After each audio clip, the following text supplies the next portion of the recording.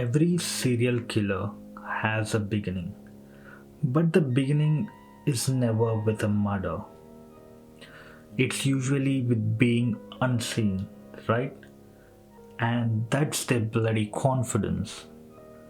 Cyanide Mallika's real name was KD Kempamma, and that name alone carried no fear because Kempamma sounded like a neighbor auntie you see every day, a friend's mom who is soft spoken and smiling. Exactly the kind of face no one would ever suspect. Kempamma was born around 1970 in a small village near Bengaluru, a detail which is confirmed only approximately as there is no official birth records exist. So Kempamma was not born into privilege or power, she was born into silence. From a very young age, she felt she was invisible, replaceable, and ignored. And with that kind of upbringing, Kempamma was always in poor financial state. For most of her early life, she lived hand to mouth. Her money was never stable, and debt constantly followed her. So every financial setback pushed Kempamma into further survival and angry mode. Living in constant poverty, she became increasingly aware of the privilege and comfort others seemed to have. Like many in a situation, marriage becomes only one of the few visible paths to stability. A family situation left with limited options, and marriage become an inevitable step rather than a considered decision, which is always a danger thing. So for a short time, marriage brought hope of change. But Kempamma's fate was about to not change because her husband was a tailor and the hardship she faced did not end. But after marriage, she decided one thing. She thought of focusing and working even more harder, hoping sustained effort might change the circumstances. So she began working as a domestic help and later started a chit fund business in her husband's name because her husband had a good name compared to her. But the business eventually collapsed as she misused the money. And this phase made one thing clear. Her lack of money kept her invisible and overlooked by the society. She did not stand out. She had no education, no influence, and was mostly ignored. And that invisibility would later become her greatest weapon. Because no one suspects someone who appears harmless, isn't it? And the two important things always happen in the majority of the society is that no one ever questions someone who prays daily, and no one fears a person where society had already dismissed. And from this silence, KD Kempamma slowly emerged as Cyanide Mallika. Later, she became India's first convicted female serial killer. First, let me make it clear. Poverty doesn't make anyone a killer. As we see daily, millions of people struggle every single day without crossing that line. But what changes people is repetition. For Kempamma, financial failure was not a single event, it was constant. Look, each attempt to stabilize her life has collapsed. Each and bloody effort ended in the same way, that loss, that debt, and starting over from nothing again and again. Initially, she thought survival meant working harder. Then it meant cutting corners. Eventually, it meant stealing. So for Kempamma, petty thefts became her first step into crime, not violence. And in late 90s, when she was caught and sent to jail, and this thing here, going to jail, something important had shifted for Kempamma because prison did not reform her, it confirmed what society already believed about her. And once labeled as a criminal, there was little incentive to return to honesty and eventually work. And once you go to jail, opportunities narrow, isn't it?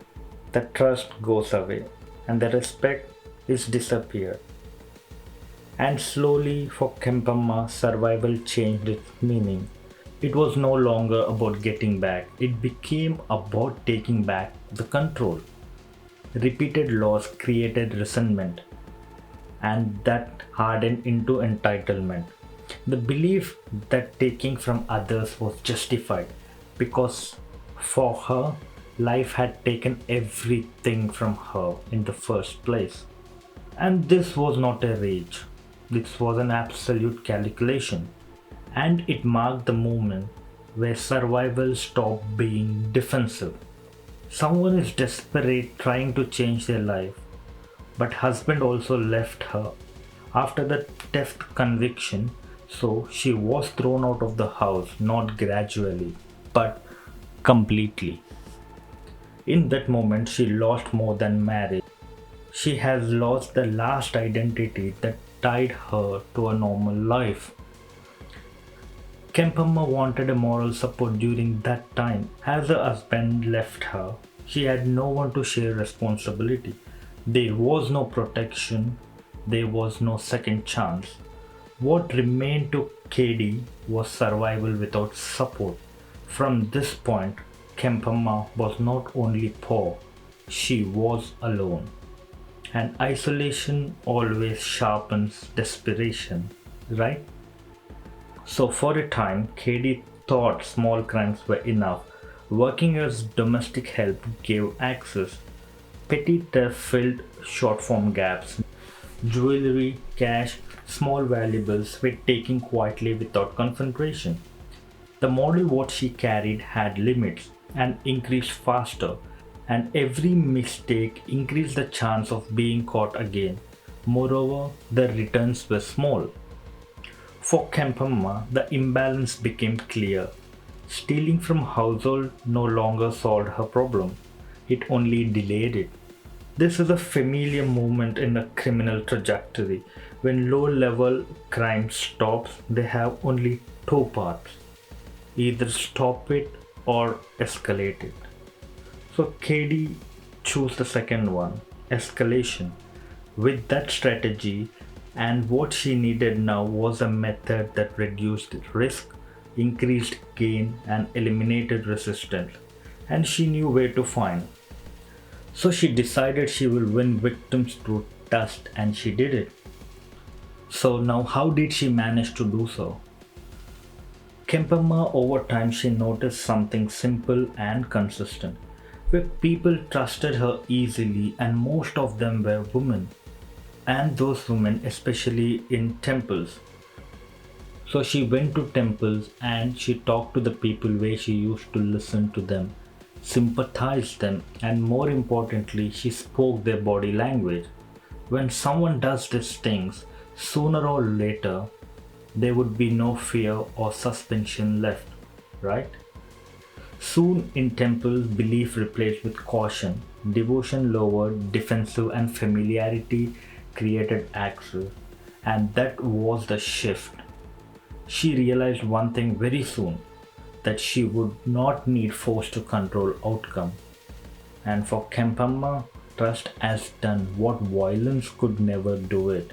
It gave her time and access. And once she understood that, the method began to take shape. So Kempamma learned rituals, prayers, and the language of devotion. She presented herself as deeply religious, calm, knowledgeable, and trustworthy. But this was just a camouflage. Religion will create credibility, and once that's created, the doubt is gone, and then the fear goes away, isn't it? And now she could move without question. And now it was time for selection of victims, and they were not random, they were selected. And she decided the victims as women, as they trusted her more easily, they listened to her, and they questioned her less. She used to share the struggle, which created instant familiar, such as health, marriage, children, and faith. And she used to target only women who had what she wanted, that is jewelry, which was portable, valuable, and easy to sell. And more importantly, in India, majority of the women carry gold. There was no physical resistance to overcome, no immediate threat to control. She did not look for strength, she looked for access, and women, especially in religious spaces, offered exactly what she needed. Kempamma understood something fundamental about crime. Where you act often matters more than what you do. Temples offered a unique advantage. They were public places, yet deeply personal, which are usually crowded yet anonymous. And most importantly, they were built on trust. People do not enter temple with doubt. They arrive with belief, hope, and vulnerability. For Kempamma, this environment removed the first barrier, which was doubt. She often stayed near temple outside and places with fewer regular visitors because less oversight and easy exit. In these spaces, no one questioned her presence. No one asked why someone was there. The setting did half of the work for her. As said earlier, Kempamma did not choose random ones. She watched for women who stood alone, women who lingered more than others, women whose faces carried worry rather than routine devotion. Then she discussed these things such as illness, infertility, family problems, loneliness, and connected with them. Distress was visible and it mattered more than wealth. She avoided groups. She avoided women by family. She avoided anyone who were alert or assertive. The presence of jewelry mattered the most, but only after vulnerability was confirmed. This was not impulsive, it was selection. Every victim fit a pattern, and that pattern reduced the risk before the crime has begun. Then the conversation begins. Kempamma approached gently. She listened more than she spoke. She did not rush. She allowed the victims to explain their problems in their own words. This created trust. Trust created comfort. And once this is created, fear flies away. And then she spoke with empathy, presented herself as someone who had suffered the same and understood. In temples, shared belief accelerates trust, and Kempamma used that fully. By the time she offered a solution, resistance was already gone. The decision already been made, not by force, but by belief. The method was forming long before the act, and what came next was commitment. Once trust was established, Kempamma introduced the idea of a ritual, a specific puja performed in a specific way. That is, she told victims the ritual required some preparations. They should wear a clean new clothes and they should bring their jewelry. This was framed as pure devotion, not demand, and these rituals were never conducted in crowded temples. She has chosen a quiet locations, temples on outskirts, places with fewer people and fewer questions. And by this point, the victim was already invested, emotionally and spiritually. Walking away now felt like breaking the faith. The step ensures two things: isolation and valuables. The weapon was very simple. KD Kempamma used cyanide, a substance which is commonly available in jewelry shop, where it was used to clean gold. It was easy to conceal, easy to transport, and fast. She mixed the cyanide into what appeared to be holy water or prasad, something already associated with trust and purity. There was nothing visibly suspicious, nothing that signaled danger. The poison was hidden inside belief. The final act was quiet. Victims were asked to close their eyes, to focus on the prayer, to trust the ritual. There was no struggle, no alarm, no immediate resistance. Shock and belief did the work. Within moments, it's all over. This was not violence driven by rage, it was an execution driven by certainty.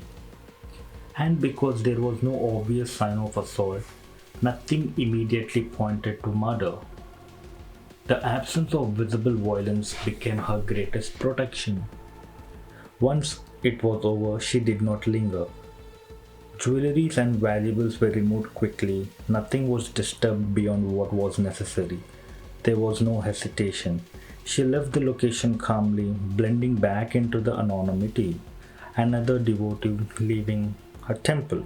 And by this time, anyone noticed something was wrong. She was already gone.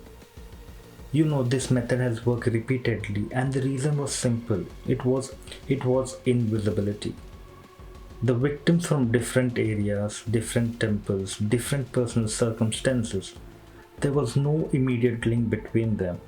There was no signs of forced entry, no struggle, no wounds. In many cases, death appeared natural at first, and the doubt came late, if at all. And because the crimes lacked visible violence, they escaped early detection. The method worked not because it was complex, but because it was quiet. The pattern explains how the crimes were committed, but it does not explain the cost. Behind every step of this method was a real person, a woman who trusted, believed, and never returned home. To understand the full weight of these crimes, we now have to look away from the killer and towards those who paid the price. Between 1999 and 2007, Kempamma was convicted of killing 6 women in and around Bengaluru. Until now, the story has focused on patterns, decisions, and method. But crime is never just about how it happens, it is about who it happens to. Because behind every step of the method we just examined was a real person. A woman who entered temple seeking hope was never returned home.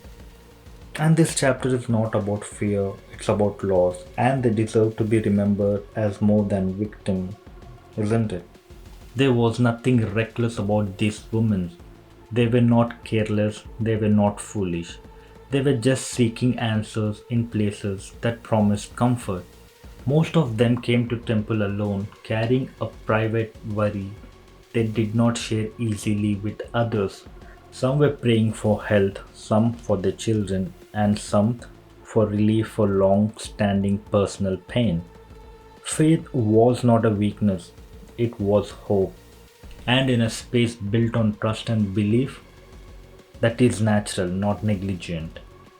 What connected this woman was not who they were, but what they were searching for. And that search made them visible to the wrong person.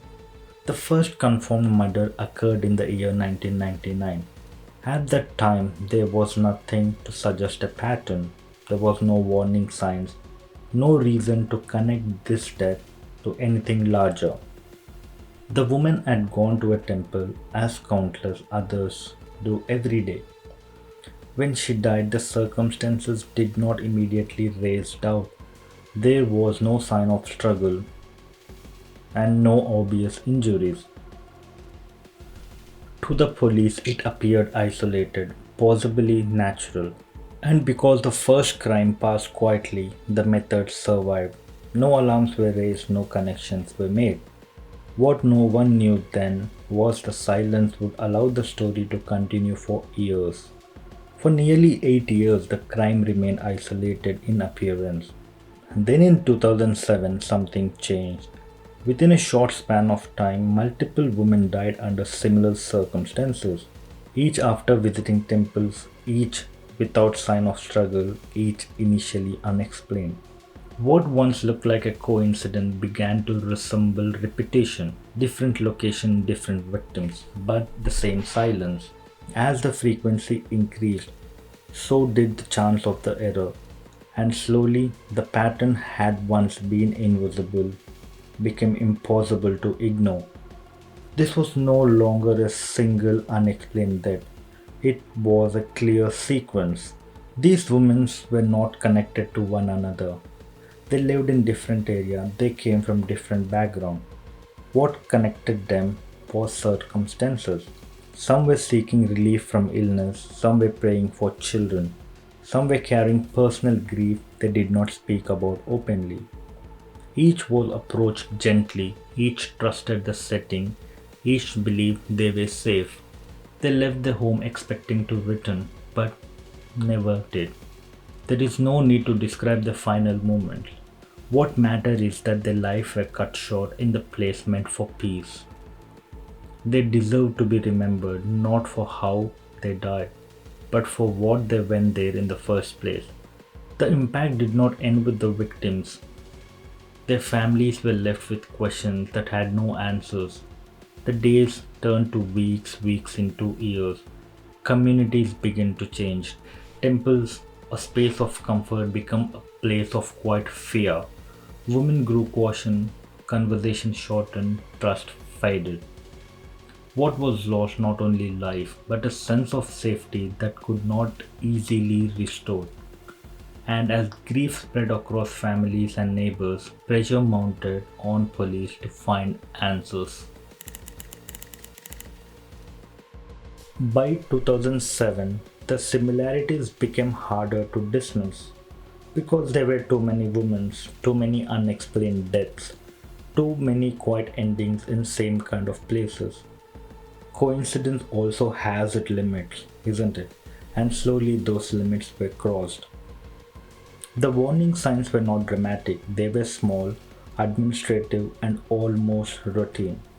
Families reported missing jewelry, circumstances sounded familiar, death followed similar timelines.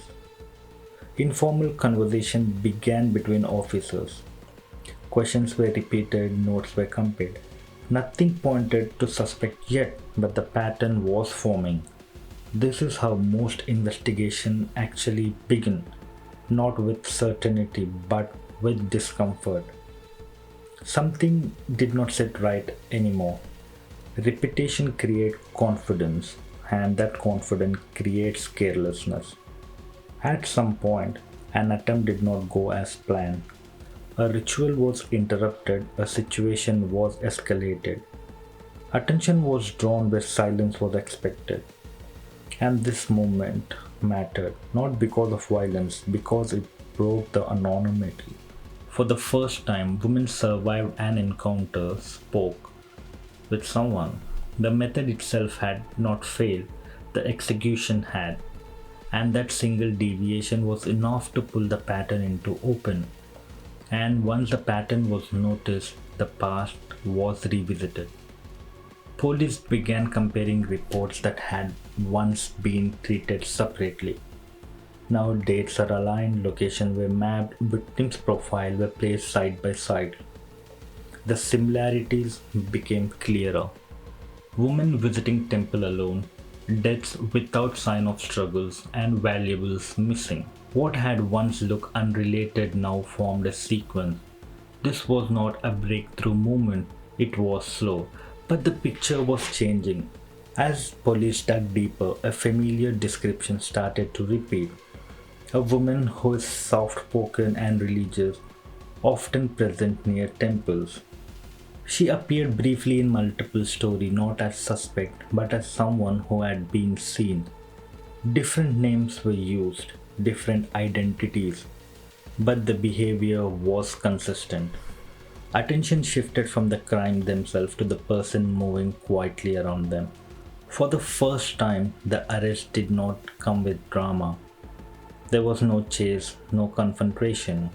She was taken into custody quietly in public without any resistance. On her, police found valuable linked to multiple victims. What once had been invisible was now undeniable. The method that relied on silence had finally been exposed, and with that arrest, the unanswered question only grew louder. Each murder was tried separately. Evidence was circumstantial but consistent.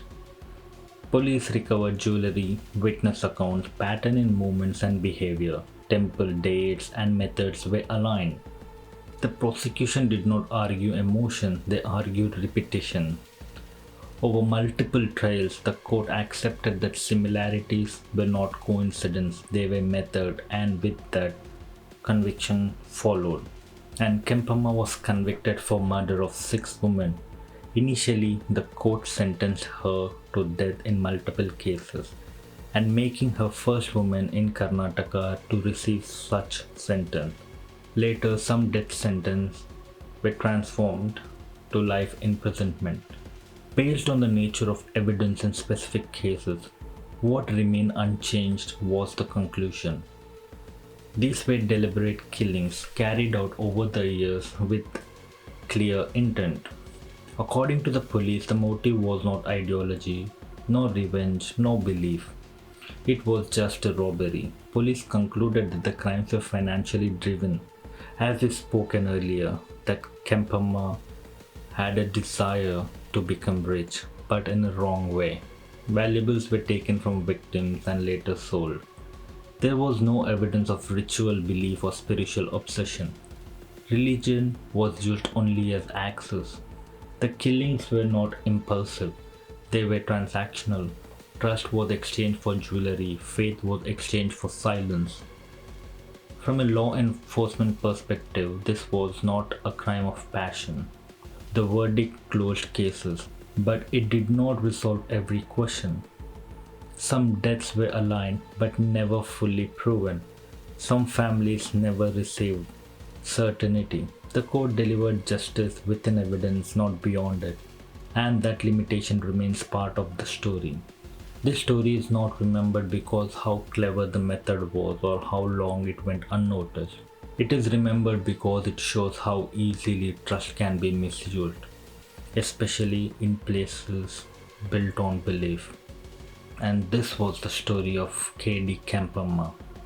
And that's it for today. I am Sai from SPK Reports, unmasking crime one story at a time. And if you enjoy our videos, consider subscribing it.